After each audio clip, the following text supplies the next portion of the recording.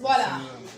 Merci beaucoup. Vous êtes dans l'émission Tonganzoto avec Maman Israël La Joie.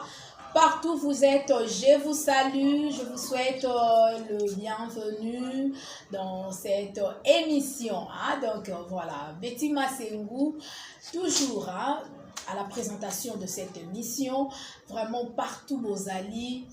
Nous vous aimons énormément et nous vous souhaitons le bienvenu encore dans cette émission, dans ces nouveaux numéros de cette émission. On a un nouveau sujet en tout cas. Serrez bien vos ceintures parce que c'est pour la première fois que Maman Israël La Joie de expliquer vraiment en profondeur de nini batretaka chombo mode d'emploi ya chombo papa ozolanda biso yeba ke chombo ezape na mode d'emploi na yango ndenge nini mode de traitement na yango ndenge nini okoki ko traiter chombo na ba vivifiant ya Maman Israël La Joie lelo ozomona na plateau bisika to sa l'émission na avenue Poma numéro 11 na commune ya Bandal Bisengo référence Wenze ya Baluba arrêt Chibangu Maman Israël La Joie a elibino lelo bakisi oyo atretaka nango chombo akolakisa bino ndenge nini okoki ko traiter chombo na yo pour que chombo na yo ekoma mulai chombo na yo ekoma makasi na ba suppositoire ya sipo chombo et puis na maman o za nini o za vibration na pomade de kolisa. Voilà, bozomona pomade yango eza awa. Donc maman ko yebisa ndenge nini ba tretaka yango. Maman Israël La Joie. Oui, bonjour maman. Bonjour Betty Massengou. Voilà, tokota déjà na mozindo sujet na biso ya lelo. Sujet na biso ya lelo nazui décision ya kolakisa bino ndenge bako kolisaka chombo ndenge po chombo ekola. Parce que batu banyo kwa mingi na ba mindele na batu mwindu bonyo kwa penza. Ça fait très longtemps, plusieurs années banda mukile banda mutu ata moko te akolisi chombo to avimbisi yango. Eza kaka biloko moko bozomelaka lokuta ezo pesa ka bino maladie ya bia ba chombo na bino ezo konda davantage et puis ezo kende kokufaka. Yangwana nazwaki décision habité aujourd'hui bande kunangai na la kisabino. En tout cas yambona la kisabino bozwa ba numéro nanga bozwa numéro nanga ya téléphone. Numéro wana na osaela ngoti na WhatsApp ezali plus 243 89 94 42 825. Pona ba o bozolanda na Kinshasa okomagaga 0998 87 85 95. Émission na biso ezape na adresse nango parce que lokola nazali mama oyo ayebani na mokili mobimba nazali na adresse esika ngai na koko vanda esika mokili mobimba bokoki kozwanga na facilité nazalaka na Bandal na Congo Kinshasa RDC. Donc République démocratique du Congo na capitale Kinshasa commune Bandal. Nazana Bandal na Wenze ya Baluba. Na Bandalungwa na Wenze ya Baluba avenue Boma numéro 11 na kati ya Wenze ya Baluba avenue Boma numéro 11 na Wenze ya Baluba.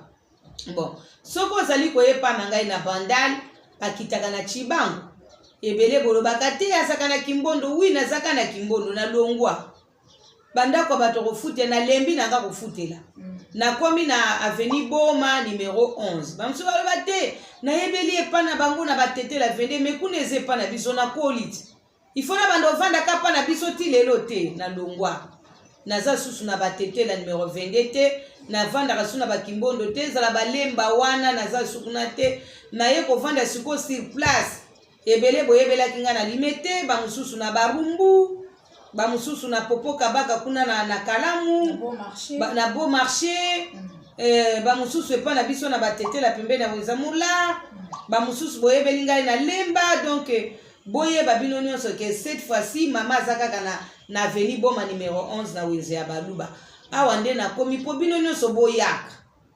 boyaka ato uti wapi tozokutana kana na Wenze ya Baluba avenue Boma numéro 11 nde zali adresse na bino. Et puis eza adresse nzamba sali yango grâce potant bazo sa makadam ngasa makadam adresse nanga etikali adresse nanga etikali parce que tant basaka ba makadam bakata ka ba parcelle balongola alors ngai nzambe asalinga grâce vraiment adresse na bino ya ndako bana mibali etikali toujours na avenue Boma numéro 11 eza avenue oyo bazosala makadam ezolongwa na wenze ya balube ekeiti na ipene po balingi basisa embouteillage ya Prince Kasavu naza wana nazozela bino lelo musala eza munene émission eza makasi nasi napesi bino adresse napesi bino pe na numero ya telefone alors bakolisaka chombo ndenge nini chombo yango oyo omoni chombo yango oyo chombo oyo ezali na 20 cm ezali na 20 cm parce que ezali chombo oyo nzamba akela chombo nzamba akela chombo mwana mobali nzamba akela ye na 20 cm ozo nzamba akela mwana mobali na chombo elongo bani na chombo ya taille normale mwana mobali nyonso nzamba akela na taille normale mais soki lelo ozo remarquer que chombo na yo eza na taille normale te eza faute na yo te eza pe faute nzambe te eza maladie babengaka yango bia parce que mutu normal esengeli azala na chombo ata ya 16 cm soit 16 et demi ou bien 17 po bachombo ata yo pe eza pe bachombo basi pe balingaka oyo basi balingaka pe oyo ozomona mais oyo ya kokufa mwasi ata moko alingaka ngo te oyo eza chombo ya kokufa mwasi ata moko alingaka ngo te po esalaka eloko te ekotaka te etelemaka te soki okotisi yango mwasi soki obouge ka moke bimi nango eza chombo moko etelemaka te eza kokufa basi balingaka yango te alors po te yo koma na chombo moko taille oyo ya 16 cm demi ou bien 17 18 19 20 esengeli kokolisa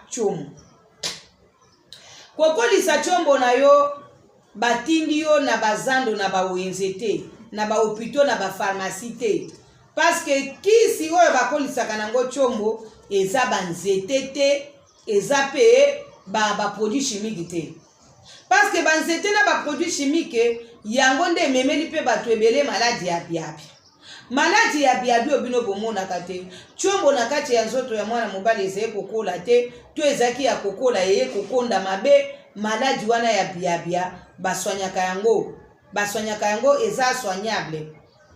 eza soignable na bavivifiant ezali baproduit oyo ezali kovivifie ezali baproduit oyo nasali yango à base des aliments ndenge nzambe alotiselanga yango na formule nzambe apesanga nasala deja nasala kubisa po te chombo ezala ya kokuba nasala lendisa po te chombo elenda chombo oyo ezali ya kolenda te nasala pulubukanda po te chombo eyokaka kanda etelemaka bon nasala umela po te chombo eumelaka avant everser avant éjaculer parce que bato ebele baza na baéjaculation précoce nasala vibration po te esokolaka misisa ya chombo po chombo ezaka makasi evibraka nasala énergie konzo po te chombo ntango nyonso eza na énergie nango eza pe na appétit sexuel biloko nyonso wana nasala yango deja ezalaka awa place nga nazalaka na avenue Boma numéro 11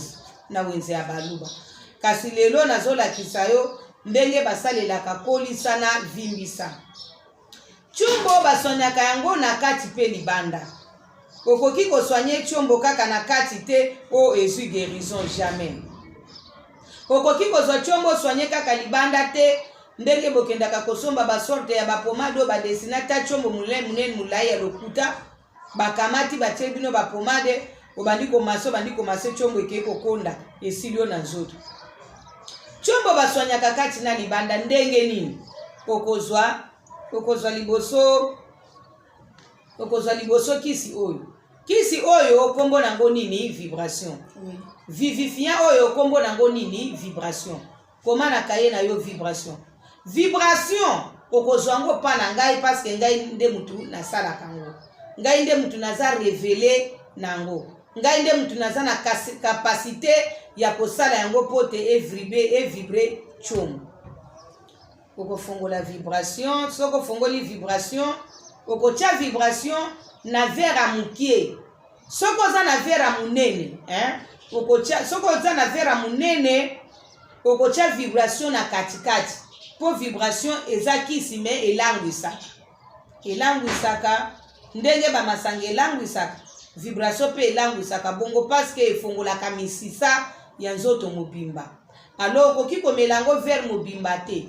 Et vibration tango oza komela yango bamelaka yango na nzala te parce que yango pe bakisaka mutu nzala. Po ezali kisi oyo eliesaka chombo. Ezali kisi ezali kokende kofongola munoko ya chombo pote muchombo elia. Esko zoyo kanga mutu avamela likwiti ya fufu afongolaka munoko. Chombo pe yambo elia efongolaka munoko. Tofongolaka munoko ya chombo ezali misisa ya chombo. Okokamata vibration yango. Ozi vibration oche na kati ya vera muke mukuse. Ale oche yango otondisi yango. Tango yo otondisi vibration, okokamata vibration omeli. Bandeko vibration ezaki sabana mibali. Okokamata vibration omeli na koki komelango te sino te na kolangwa. Ngai nalinga kolangwa te. Bon. Naza mwana mwasi na kokomela vibration te vibration elangwisaka. Ndenge elangwisaka chombo seki chombo etomboki. Bon, soko zui vibration oyo, omeli yango, okomona mbala moko chombo na yo etelemi. Okomona chombo etelemi mbala moko wu. Tango chombo na yo etelemi, okozwa suppositoire mususu, suppositoire vimbisa na bosani yango na bureau, me bolimbisa ata na émission ya sima na kolakisa bino. Tango meli vibration, okozwa directement pomade chombo. Oyoki tala pomade chombo yango. Soko zwi pomade chombo, okopakola yango esika basumbelaka na anis. Okopakola yango tout autour de l'anis. Opakoli yango tout autour de l'anis. Tango sisi kopakola pomade tout autour de l'anis, ozwi mususu. Oyoki ozwi siko pomade na loboko, opakoli yango na chombo mobimba. Oyoki opakoli chombo mobimba po pomade siko komi komase. Obandi komase sous forme d'allonger, obandi ko allonger yango oza ko allonger, oza ko allonger, oza ko allonger, oza ko allonger yango kasi ozali ko verser te. Ko ça la masturbation te. Surtout ça. Ko ça la masturbation te parce que ezali traitement. O ezali masturbation te, c'est pas rapport sexuel te mais ezali nini massage chombo. Massage chombo tango masse omase osilisi ko masse okozwa siko suppositoire vimbisa olongoli emballage nango obaki yango na anis. Bon tango yo obaki suppositoire vimbisa na anis yeba ke okomona ke chombo na yo ebandi ko vimba eza koya munene obaki na sima me liboso ezali ko soigner parce que anis e bazalaka voix moko na chombo oyoki okotisi suppositoire vimbisa na wapi na anis alors o masaki déjà pomade okomona ke chombo na yo mwa ezonga sima ezate alors o masaki obaki ndenge wana ndio komona ke chombo na yo ezali kokola etango zo mase ndenge wana ozo masser seulement une fois par jour et pardon 2 fois par jour matin soir ngai na masaka bino une fois po na saka na maboko na ngai ya guérison déjà na masaka bino seulement une fois maba oyo bayaka massage awa na masaka une fois par jour mais na yo muto sombaki pomade yo okobanda komasser 2 fois par jour oyoki bakolisaka chombo ndenge wana kati na libanda. Mais yo oleke yo kolisa chombo na kati na libanda okei komela banzete tika banzete tika ba stimulant oza konyokola nzoto oza konyokola chombo oleke chombo ekola okomona chombo ebandi kozonga sima eza kokota ezokoma muke mukuse. Voilà. Alors maman Israël la joie question eza koyeba que tant muto akosalela pomade chombo ndenge olobi awa na suppositoire chombo et puis na vibration chombo na ye ekoya munene à l'instant to ekozona ba jour qui se kota na nzoto donc fifian wana ya vibration kolisa na vimbisa ekote na nzoto aprendre sur te yango chombo ezaka ndeni parce que tango yo meli ofongoli déjà misisa ezokwami te allez obaki te obandi komase ozomona ke ezokola donc mokolo moko na moko ozomase chombo pe plus ozomase plus mpe ezoya molai plus ozokotisa suppositoire vimbisa plus mpe yango mpe ezovimba na kati. Voilà, donc bapapa komoni ndenge mama alakisi bino chaque jour eza na bato mosusu traitement na ye ezaka ya 2 jours pamba aza mutu moko par exemple aza déjà na 18 cm azolukaka à 2 eza na mutu mosusu aza déjà na 17 cm alukaka à 3 mutu mosusu aza na 16 azolukaka à 4 cm donc soki ngai moko nazomase yo omonaka miracle mais yo moko soki ozomase ezwaka bata ebele te ezwaka basemaine te ezwaka bajour. Ok, donc traitement vraiment est rapide, hein, ma maman. Bobenga ba papa ba ya awa, botinda ba papa mususu azoyoka soni, okoyoka soni na bana. Il faut ko bakisa bana kokolisa mwana na yo chombo. Mwana mobali azali mutu moko très important na vie. Tango yo bongisi mwana na yo chombo na ye yebaki mwana na kokola na chombo ya malamu. Nzamba kobosa na yo te mama. Kotika muninga kola na mwe eloko muke mukuse bongo te ya ozanga basi na vie yo po kozanga babokilo mais tango ozobongisa mwana chombo na ye na nzambe na likolo akokanisela yo parce que ozobongisa déjà libala ya mwana na yo nzamba kopambola yo alors faut komema pe bana po te tokolisa bana bachombo na bango baza na bataille ya bachombo ya ba âge na bango. Voilà, plus 243 89 94 42 825. Je reprends pour la meilleure audition. Plus 243 89 94 42 825. Et ça numéro en Israël. La journal bar anytime maman zalaka free, c'est-à-dire en tout moment. Azalaka vraiment disponible pour le bande pour la biso en direct. Soka bomoni émission sili bobengi maman bobengi ka mbala moko maman Israël la joie. Alors maman Israël la joie azali akoye bandenge ni na ko examiner yo. Bande ko boza musika osombaka affiche. Ata oza wapi. Obengi na numéro plus 243 81 21 36 050. Et ça numéro ya agence Kimbacom. O teka ka mbongo na yo ya fiche to ya traitement. Après maman continue de l'obakis. Mais yo za na Kinshasa awa okoki koya directement na Bandalo Bisengo na Avenue Boma numéro 11. Référence Wezea Baluba. Donc okitana arrêt Chibangu. Wana okoya okokuta maman Israël la joie akoyamba yo akoexaminer surtout batu boza na kin boza vraiment na chance maman pa koki ko maseo yo yemoko po maboko na ye eza déjà na onction poza mapesa ye déjà révélation na don wana ya guérison.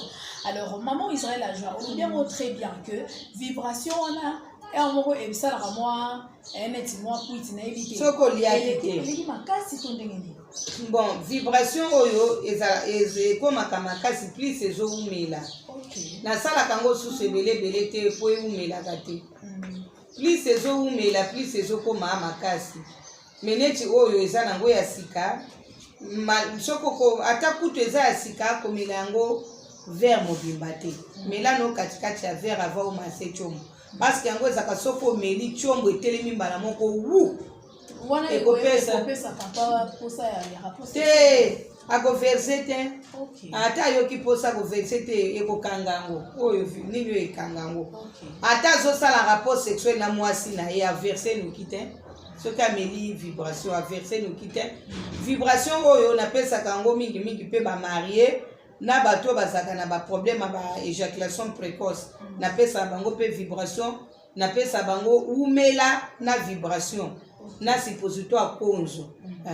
Alors vibration oyo ate epesi oposa okoverse na yo te overse noki te overse ka soko lingi e retardaka nini wana basperme retardaka ngo ekobima te parce que ndenge nasalaka bato examen na examinaka mpe bato ba éjaculation précoce moyen verse eza te okozwa tant otala faiblesse sexuelle na ye eza dû ya quoi mais il faut amela nanu vibration ate pe et puis nayebi te mutu vibration na ye kopesa eposa soki azotala mwasi ni neti ngai nazala ngai mwasi no te okoyoka ngai posa nga komunganga pamba nga kamunganga et puis nga soki mutu aye pana nga azaka na baida mabe te aye kaka mpona kobongisa chombo na ye. Voilà. Maman, est-ce que ezalaka mutu aye oexamine nde yo opesi ye bakisi to bapassion mosusu bazalaka te mama nde nalandaki na émission nga mpe nana besoka ya vibration wana kaka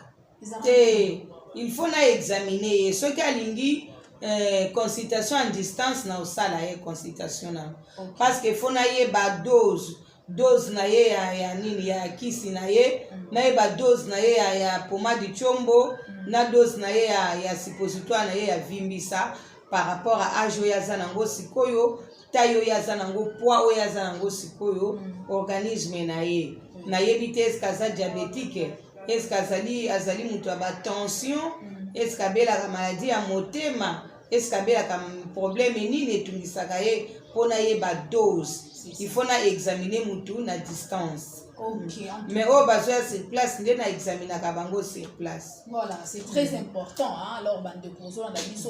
Au monde qui va vous soulever, oh, bah, qui soit né dans la dose, ah, vraiment, dans le centre Toranzo, avec maman Israël, la joie, nyonso, ils ont vraiment bien calculé, nyonso, ils ont un dosage, mon ko ya bien, maman ebi dose ya, au pesa yu mutu, o azo ya awa, selon poids na ye, ndenge maman lobi, selon âge na ye, selon organisme na ye. Donc, partout aux alliés, en tout cas, je vous rassure, vivifier à maman Israël la joie, et ça pour ebogisayo chombo na yo. Donc, komi tungisamate, ke chombo langa ebeba ki nasalela ki banzete, stimulant chombo ekufi, alors vivifier à maman Israël la joie, et ça vraiment la possibilité, ya resomisa chombo na yo en vie. Alors, tikana lu banzete, tikana lu boma mama, bankoro wana, stimulant wana, kotana nu, na mode d'emploi autonomie na bitolo ba awa tout à l'heure, na mode oyo mama elibino, vivifiant.